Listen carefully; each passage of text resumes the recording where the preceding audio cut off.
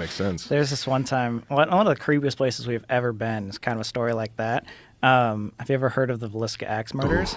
No. So in Villisca, Iowa, there was this serial killer that came in, apparently, and small little town, a couple thousand people or whatever, little house, and somehow this guy was able to come into the house, kill 2 parents and 6 kids all in one house with an axe. A tiny house. Without getting caught at all. And to this day, it's an unsolved murder. Oh, Jesus Christ. And it's just so bizarre. And that was one of the places that, like, yeah. This Oh, my that's God. it. Yeah, we went Oh, there. my God. Look at the fucking sign in front of it. Jesus Christ. They got Villisca axe murder house, and it's dripping blood. If you were a neighbor, you'd be like, hey, bro, maybe take that fucking change sign that? down. Yeah, exactly. A little Imagine. insensitive for sure. Yeah. Jesus Christ.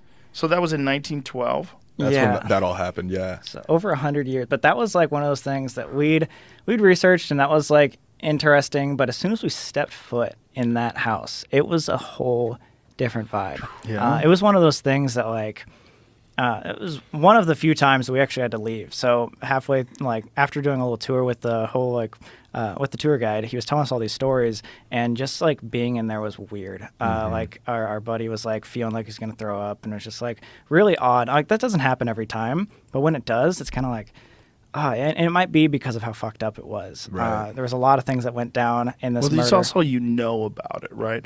It would have been interesting if someone brought you into the house without telling you anything. Like, how do you feel in this place? And then see how you feel then. Right. Is it like a placebo effect, maybe, that because you know the story, you're could walking be. in there? I mean, that's a crazy placebo, right? Like, Oh, just yeah. to know that a whole family's murdered with a fucking axe. Right, right. And the most gruesome part about it is the killer used the blunt side of the axe. So you can still, because we went there to investigate, you can still see like the axe markings in the ceiling when he was going back Oh, God. to go down. And again, it's so weird because there was like, on the top floor, there was like the parents' room, but then right like 5 steps down a wooden creaky hallway was the children's room where there was 4 of them, and then there was 2 more of like their daughter's friends that they were hanging out with that were downstairs that got murdered as well. So how is it possible that he was able to get to all of them with the blunt side and just And like did he break in, or was he hiding like in the attic? Like, we don't know. really creepy?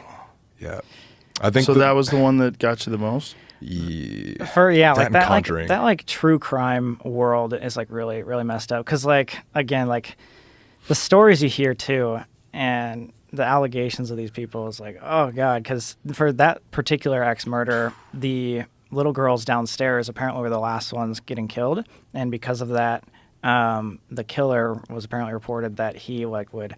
This is like really disturbing. Yeah, trigger like warning. Yeah, like would like unclothe the little girls, and he sat there and he pleasured himself in front of these like dead with like a people. big like slab of bacon. It was like those types of gruesome With a stories. big slab of bacon, A big slab too? of bacon. He like sexually pleasured himself to Oh, these like dead God. bodies. Yeah, like of so like girls under like 10 too, I think, or 15, something like that. And it never happened again? And then they never found the guy? Did they have suspects? So they do have suspects, and what's really interesting is the 2 main suspects that a lot of people talk about were not the ones that we ended up talking about in our video, just because right before doing a research on this location, we saw this this author that just came out with a book about a serial killer, and she thinks she solved the Villisca axe murders because that same exact style of murder was actually this the serial killer that went from Midwest town to Midwest town on a train,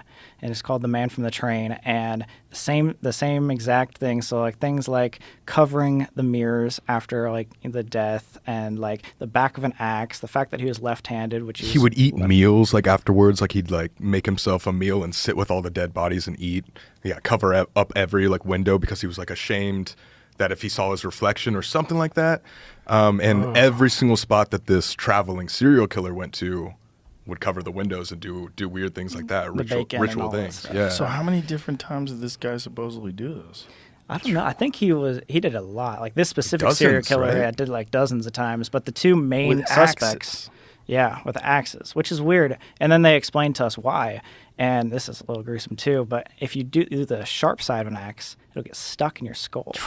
But if you destroy the skull with the back side, the blunt side, then you can pick up the axe faster. And it was like, oh God, like that's so Oh yeah, and we gross. thought like we were like maybe he drugged the family beforehand or like chloroformed them or something, and there was no sign of like any drugs like used. It's so weird. According to the book, The Man on the Train, they describe him for being responsible for up to feeling certain that Mueller committed 14 family murders totaling 59 victims, less certain varying degrees of his involvement, and another 25 family murders totaling an additional 94 victims. Wow. Oh my god! And there's even one in Germany they think might have been attached to him. Do you have a photo of this guy? I don't think so. I don't think so.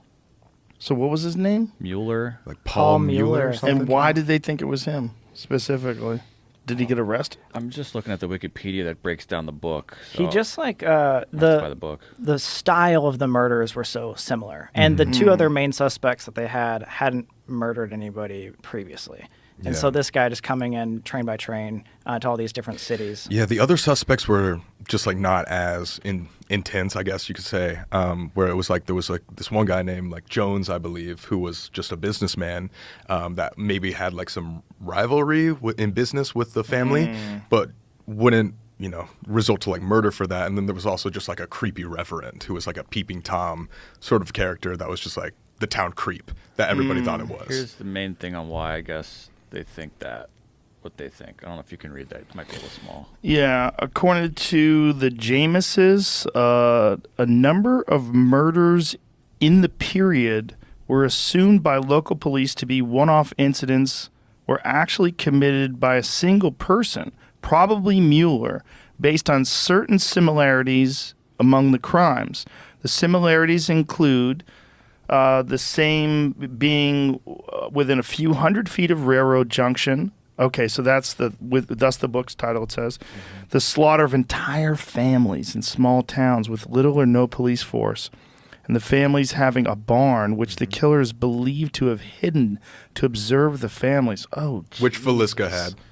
oh Yeah. my god, Yep. that's so fucking. Imagine Messed up. this guy like waiting in the barn, watching the family go to sleep. For how many days, before he did it? And they were all at Ugh. church service before it all happened as well, which is course. horrible. Yeah. Jesus Add Christ. insult to Yeah. injury. So that one particular, you felt something when you were in that place. I mean, you just walk in and it just feels, it's hard to explain, but you can feel the negativity in the air where it's almost like, as crazy as it sounds, like the air feels thicker in a way.